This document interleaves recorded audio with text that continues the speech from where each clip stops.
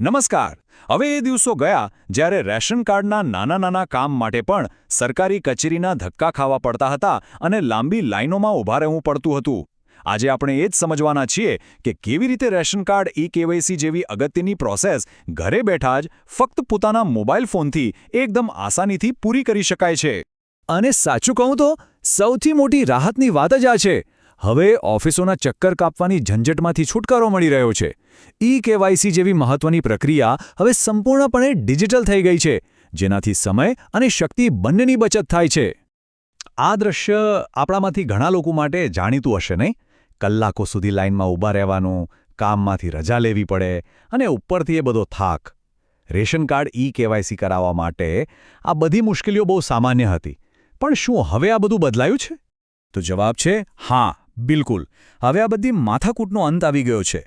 ટેકનોલોજીનો આભાર માનવો પડે કે હવે આખી પ્રક્રિયા પોતાના સ્માર્ટફોનથી, પોતાના ઘરે, પોતાની અનુકૂળતાએ પૂરી કરી શકાય છે. તો સવાલ એ છે કે આ બધું શક્ય બને છે કેવી રીતે? વેલ, જવાબ એકદમ સિમ્પલ છે. આ માટે ફક્ત 2 ખાસ એપ્લિકેશન્સની જરૂર પડશે જે ફોનમાં હોવી જોઈએ. તો ચાલો જાણીએ કે આ કઈ એપ છે અને તે શું કામ કરે છે. જી હા, બસ આ 2 એપ્લિકેશન્સ. આખી જે ઈ-કેવાયસીની પ્રોસેસ છે ને, એ આ 2 એપ્સની મદદથી જ પૂરી થઈ જાય છે. કોઈ જટિલ સોફ્ટવેર કે વેબસાઇટની જરૂર નથી. ફક્ત આ 2 એપ્સ ફોનમાં ઇન્સ્ટોલ કરવાની છે, જે પ્લે સ્ટોર પર સહેલાઈથી મળી જશે. હવે જુઓ, આ બંને એપ્સ જે રીતે કામ કરે છે ને, એ ખરેખર ખૂબ જ સ્માર્ટ છે. પહેલી છે માય રેશન એપ, જે ગુજરાત સરકારની ઓફિશિયલ એપ છે અને ઈ-કેવાયસી માટેનું આપણું મેઇન પ્લેટફોર્મ છે. અને બીજી છે આધાર ફેસ આઈડી એપ. આ UIDAIની જ સર્વિસ છે, એટલે કે સંપૂર્ણપણે સેફ અને સિક્યોર છે. એ ચહેરો સ્કેન કરીને આધાર ડેટાબેઝ સાથે સરખાવે છે અને ઓળખની ખાતરી કરે છે. ઓકે, તો ચાલો હવે સીધા મેઇન પોઈન્ટ પર આવીએ.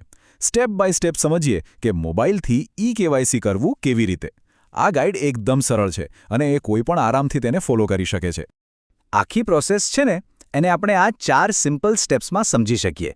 પહેલાં તો બંને એપ્સ ડાઉનલોડ કરી લો.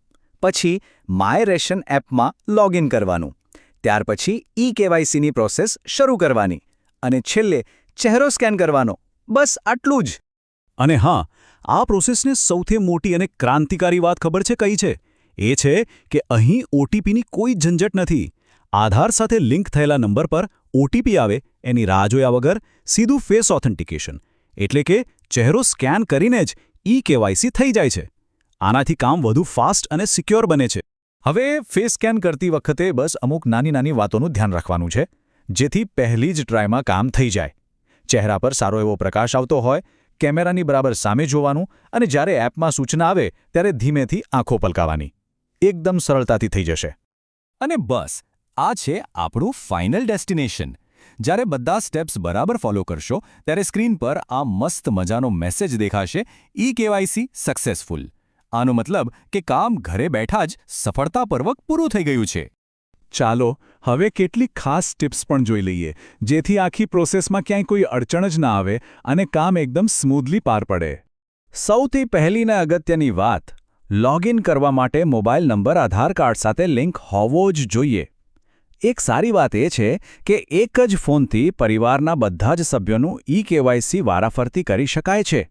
અને હા, જો કોઈ ટેકનિકલ પ્રોબ્લેમ આવે તો ચિંતા કરવાની જરૂર નથી. મદદ માટે નજીકની મામલતદાર કચેરી કે પોસ્ટ ઓફિસનો સંપર્ક કરી શકાય છે. તો જુઓ, આ જે નવી પ્રોસેસ છે ને, એ ખાલી એક ટેકનિકલ અપડેટ નથી. આ તો નાગરિકોને પાવર આપવા જેવી વાત છે. હવે સમય અને જગ્યાના બંધન વગર પોતાની શરતો પર સરકારી કામકાજ પૂરા કરી શકાય છે. કંટ્રોલ હવે સંપૂર્ણપણે પોતાના હાથમાં છે. તો આ હતી રેશન કાર્ડ ઈ-કેવાયસીને એકદમ સરળ બનાવવાની આખી વાત. આના પરથી એક સવાલ ચોક્કસ મનમાં આવે કે ટેકનોલોજીનો ઉપયોગ કરીને આવી બીજી કઈ સરકારી સેવાઓ કે પ્રક્રિયાઓ છે જેને આટલી જ સરળ અને સુવિધાજનક બનાવી શકાય? આના પર વિચારવા જેવું ખરું.